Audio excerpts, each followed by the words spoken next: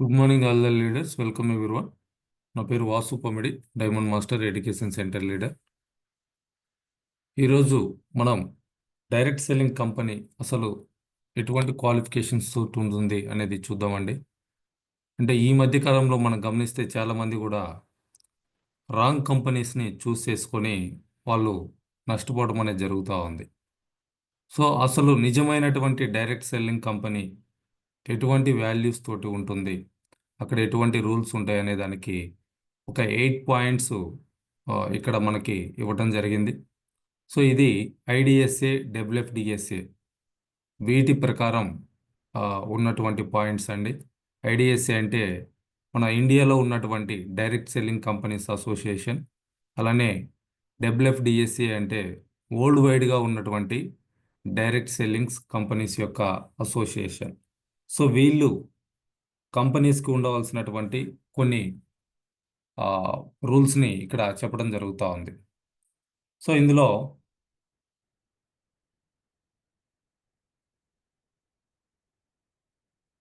First one చూసారంటే is there a product.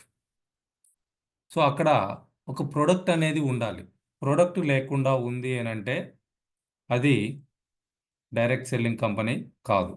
So ఈ మధ్య కాలంలో మనం చూసామంటే చాలా కంపెనీస్ మనీ స్కీమ్స్గా వస్తూ ఉన్నాయి. మీరు ఇంత కట్టండి, ఇంతమంది చేత ఇంత కట్టించండి, మీకు ఇంత వస్తాయి అని చెప్పేసి చెప్తా ఉన్నారు.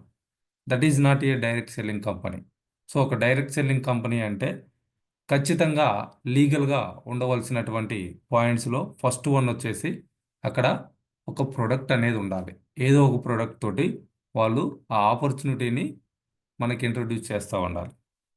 సో సెకండ్ పాయింట్ వచ్చేసి are commissions paid on sale of product and not on registration or entry fee. So మనకు వచ్చేటువంటి కమిషన్స్ అంటే ఇన్కమ్ ఏదైతే ఉందో అది అక్కడ ప్రోడక్ట్ మనం ఎంతైతే సేల్ చేస్తున్నామో, మనకు కావచ్చు, మన గ్రూప్ కావచ్చు, ఆ జరిగేటువంటి టర్న్ ఓవర్ మీద మనకి ఇన్కమ్స్ వస్తూ ఉంటే దాన్ని ఇక్కడ డైరెక్ట్ సెల్లింగ్ కంపెనీ అని చెప్తా ఉన్నారు. అలా కాకుండా రిజిస్ట్రేషన్ మీద మీకు డబ్బులు వస్తున్నాయంటే ఇట్స్ ఏ ఇల్లీగల్. అంటే మీరు ఇంతమందిని జాయిన్ చేయండి లేదా ఇంతమంది చేత ఇంత కట్టించండి అనే విధంగా గనక ఉంది అని అంటే అది ఫేక్, డూప్లికేట్, రూల్స్ ప్రకారం లేదు అని చెప్పేసి. సో ప్రోడక్ట్ని ఇక్కడ సేల్ చేయటం, అది మనం కావచ్చు, మన టీం మెంబర్స్ కావచ్చు, ఆ టర్న్ ఓవర్ మీద కమిషన్స్ అనేది వస్తూ ఉంటే అది లీగల్గా ఉన్నట్లు. థర్డ్ పాయింట్ వచ్చేసి is the intent to cell A product not a position. Like ఇప్పుడు ప్రొడక్ట్ ఎంతైతే సేల్ చేస్తున్నామో దాన్ని బట్టి ఇన్కమ్ పెరగాలి. అంతేకాని నువ్వు సేల్స్ మాస్టర్గా కావాలి, లేకపోతే నువ్వు మేనేజర్ కావాలి, ఇట్లా ఉంటాయి దాంట్లో బయట మనీ స్కీమ్స్లో. నువ్వు ఈ లెవెల్కి అచీవ్ అవ్వాలంటే ఇంతమంది చేత ఇంత ప్రోడక్టు లేకపోతే ఇంతమందిని జాయిన్ చేయాలి అనే విధంగా పొజిషన్స్ అనేది అమ్ముతూ ఉంటారు కొన్ని కంపెనీస్లో. సో అది మేబీ ఈ మధ్యకాలంలో వినుండరు, బట్ పాత వాళ్ళకి బాగా తెలుసు. అందుకనే కొంతమంది పాత వాళ్ళు, ఈ నెట్వర్క్ చేసేటువంటి వాళ్ళు ఎవరైతే ఉన్నారో నాకు కాల్ చేసినప్పుడు కూడా అడుగుతూ ఉంటారు, సార్ నేను మీ టీంలో జాయిన్ అవుతాను, నాకు ఏ పొజిషన్ ఇస్తారు, నా దగ్గర ఇంత పొటెన్షియల్ ఉంది, నాకు ఇంత టీం ఉంది, ఇంత ఎక్స్పీరియన్స్ ఉంది అని చెప్పేసి చెప్తూ ఉంటారు. సో అట్లా పొజిషన్స్ అమ్ముతున్నాము అని అంటే that is not legal. So ఇక్కడ ఏదైతే ప్రొడక్ట్ అమ్మటం ద్వారా ఆ పొజిషన్ రీచ్ అవుతున్నామో, ఆ టర్న్ ఓవర్ రీచ్ అవ్వడం ద్వారా ఆ పొజిషన్ రీచ్ అవుతామో దట్ ఈజ్ లీగల్. సో అలా థర్డ్ పాయింట్ చెప్తా ఉన్నారు. ఫోర్త్ పాయింట్ వచ్చేసి is there no direct correlation between the number of recruit and compensation. So ఇక్కడ డైరెక్ట్గా ఎటువంటి సంబంధము అంటే కాంపన్సేషన్ ప్లాన్కి అట్లనే జాయినింగ్కి ఇక్కడ ఎటువంటి సంబంధం అనేది కూడా ఉండకూడదు.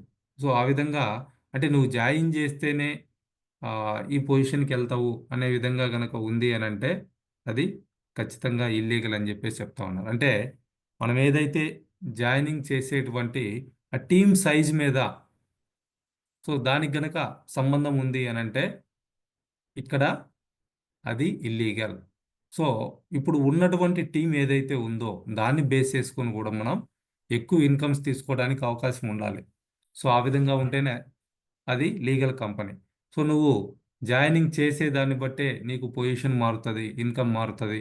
నువ్వు ఖచ్చితంగా జాయినింగ్ చేయాలి, లేకపోతే నీ బిజినెస్ ఆగిపోతుంది అని అంటే లెవెల్ వైజ్ నువ్వు ఫస్ట్ లెవెల్ చేసావు, ఆ, నీకు ఇంత ఇన్కమ్ వస్తుంది. సెకండ్ లెవెల్ చేసావు, నువ్వు ఒక 10 లెవెల్స్ చేసావు, ఇన్కమ్ వస్తుంది. అట్లాగా ఆ జాయినింగ్ ప్రొసీజర్ మీద కనుక ఇన్కమ్ పెరుగుతుంది అని అంటే అది ఇల్లీగల్. అలా కాకుండా ఉన్న టీం తోటే మనకి టర్న్ ఓవర్ పెరుగుతున్నా కానీ ఇన్కమ్ వస్తుంది అని అంటే ఇట్స్ లీగల్. అలానే ఫిఫ్త్ పాయింట్ వచ్చేసి, if recruitment work to be stop today, will the participant still make money? Recruitment ఆగిపోతే అంటే జాయినింగ్ చేయటం అనేది ఆగిపోతే మీకు ఇన్కమ్ వస్తుందా లేదా? మీకు ఇన్కమ్ వస్తుంది అని అంటే అది లీగల్. మీకు జాయినింగ్ ఎప్పుడైతే ఆగిపోతుందో అప్పుడు ఇన్కమ్ కూడా ఆగిపోతుంది అని అంటే ఇట్స్ ఇల్లీగల్. సో చాలా కంపెనీస్ ఉంటాయి, వాటిల్లో ఏంటంటే జాయినింగ్ అనేది చేస్తూనే ఉండాలి. ఈ లెవెల్ అయిపోయిందా, తర్వాత ఈ లెవెల్. ఇప్పుడు వాటర్ బేస్డ్ మిషన్స్ అమ్ముతా ఉన్నారు. వాళ్ళకి ఏంటంటే ఖచ్చితంగా జాయిన్ చేసి ఆ మిషన్స్ అమ్ముతూ ఉంటేనే ఆ ఇన్కమ్ అనేది వస్తూ ఉంటుంది. సో లేదంటే వాళ్ళకి ఆ ఇన్కమ్ అనేది రాదు. ఉన్నవాళ్ళు మళ్ళీ ప్రోడక్ట్ కొంటారా అంటే అక్కడ ఛాన్స్ లేదు. సో ఇక్కడ అట్లా రిపీటెడ్గా కొనగలిగేటువంటి ప్రోడక్ట్ తోటి బిజినెస్ జరుగుతుంది, జాయినింగ్ మీద జరగటం లేదు. సో అట్లా జాయినింగ్ మీద జరుగుతుంది అని అంటే it's not a direct selling company, it's illegal. Sixth point వచ్చేసి, is there a reasonable product return policy?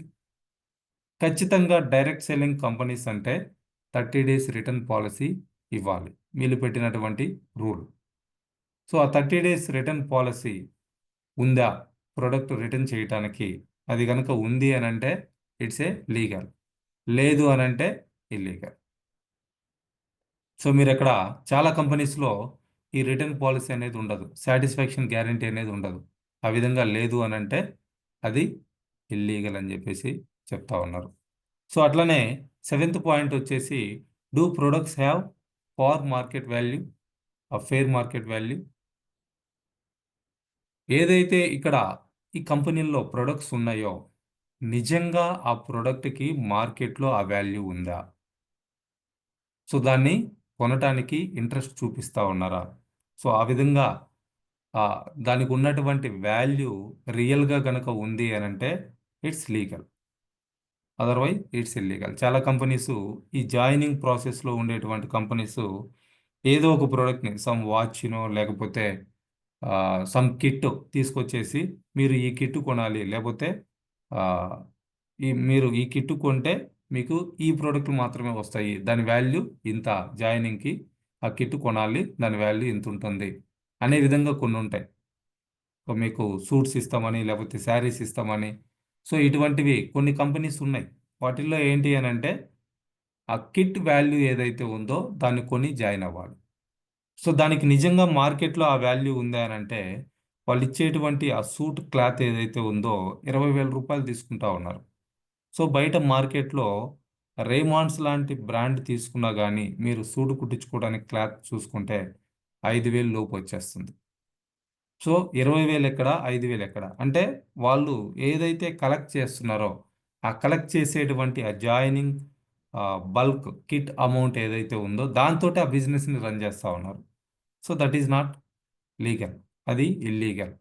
So ఏదైతే ప్రొడక్ట్స్ ఉన్నాయో ఇక్కడ ఆ ప్రొడక్ట్కి ఫెయిర్ మార్కెట్ వాల్యూ ఉంది అని అంటే దట్ ఈజ్ లీగల్, లేదు అని అంటే అది ఇల్లీగల్ అని చెప్పేసి చెప్తా ఉన్నారు. సో అలానే ఎయిత్ పాయింట్ వచ్చేసి, is there a compelling reason to buy? So అక్కడ ఖచ్చితంగా అంటే మీరు ఎవ్రీ మంత్ ఖచ్చితంగా కొనాలి అనేటువంటి బలమైనటువంటి రీజన్ ఏదన్నా ఉందా, లేదా అక్కడ బలవంతంగా కొనిస్తున్నారా? సో లైక్ ఇప్పుడు మనకి టూత్ పేస్ట్, టూత్ బ్రష్ ఉంది.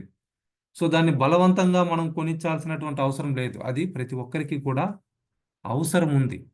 ప్రతిరోజు మార్నింగ్ నిద్ర లెగవగానే పేస్ట్ బ్రష్ యూజ్ చేయాలి. సో ఆ, అంటే అక్కడ ఒక కారణం ఉంది, ఆ ప్రోడక్ట్ని మనం యూజ్ చేస్తున్నాం. అంతేగాని బలవంతంగా మన చేత ఏం కొనిచ్చట్లేదు. సో అట్లా బలవంతంగా మీరు ఖచ్చితంగా ప్రోడక్ట్ కొనాలి, ఇంత కొనాలి, ప్రతి నెల మీరు ఇంతకు అమ్మాలి అనేటువంటి కండిషన్స్ కనుక ఉన్నాయి అని అంటే it's not a legal company. So ఇక్కడ ఫ్లెక్సిబిలిటీ అనేది ఉండాలి. ఎవరైతే ఇక్కడ మెంబర్ ఉన్నారో ఆ మెంబరు కావాల్సిన విధంగా కావాల్సిన ప్రోడక్ట్ కొనుక్కునేటట్టుగా అవకాశం ఉండాలి. అలా లేకుండా ఖచ్చితంగా నువ్వు 1వ తారీఖు వచ్చిందా నువ్వు ఇంత కొనాలి, లేదా ప్రతి నెల ఇంత కొనాలి, సో ఈ ప్రోడక్ట్లు మాత్రమే కొనాలి అనేటువంటి కండిషన్ కనుక ఉంది అని అంటే it's not legal, it's illegal. So ఇట్లా ఒక డైరెక్ట్ సెల్లింగ్ కంపెనీని మనం డిటర్మైన్ చేయొచ్చు.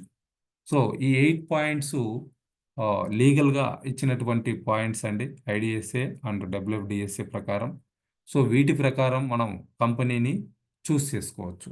సో ఇది ఏది కూడా ఏదన్నా ఒక పాయింట్ అయినా ఆ కంపెనీ అంటే ఇప్పుడు చాలామంది వచ్చేసి ఈవెన్ నా దగ్గర కూడా, సార్ మీరు మంచి టీం ఉంది, బాగా మాట్లాడుతున్నారు, మా కంపెనీలోకి వస్తే బ్రహ్మాండంగా ఉంటుంది సార్, మీరు ఇంకా ఎక్కువ సంపాదించుకోవచ్చు, త్వరగా సక్సెస్ అవుతారు అని చెప్పి చెప్తా ఉంటారు.